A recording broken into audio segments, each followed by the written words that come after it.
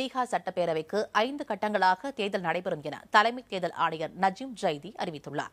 இதுகுறித்து நமது செய்தியாளர் கணபதி அளித்த தகவல்களை கேட்கலாம். பீகார் தேர்தலிலே பாரதிய ஜனதா கட்சிக்கும் நிதிஷ்குமாரின் ஐக்கிய ஜனதா தளத்துக்கும் கடுமையான போட்டி நிலவும் என்ற எதிர்பார்ப்பு இருக்கிறது.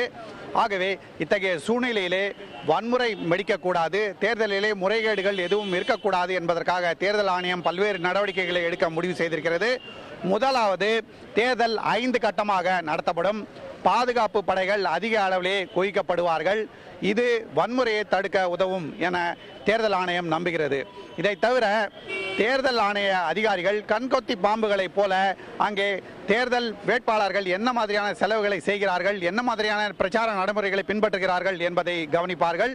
இதை தவிர மிகவும் முக்கியமான முடிவு எடுக்கப்பட்டிருப்பது என்னவென்றால், மின்னணு வாக்களிப்பு இயந்திரங்களிலே வேட்பாளரின் பெயர் மற்றும் கட்சியின் சின்னம் தவிர வேட்பாளரின் புகைப்படமும் இருக்கும்.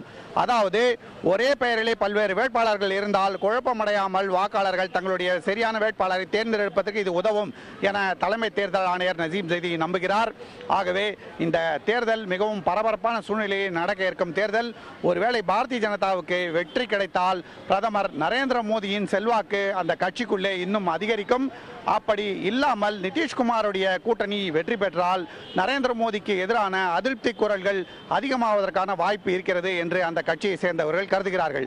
ஆகவே பீகாருக்கு மட்டுமல்ல, தேசிய அரசியலுக்கும் இந்த தேர்தல் மிகவும் முக்கியத்துவம் வாய்ந்த தேர்தலாக கருதப்படுகிறது. ஒளிப்பதிவாளர் பவன்குமாருடன் புதிய தலைமுறைக்காக கணபதி, தலைமை தேர்தல் ஆணையர் அலுவலகத்திலிருந்து.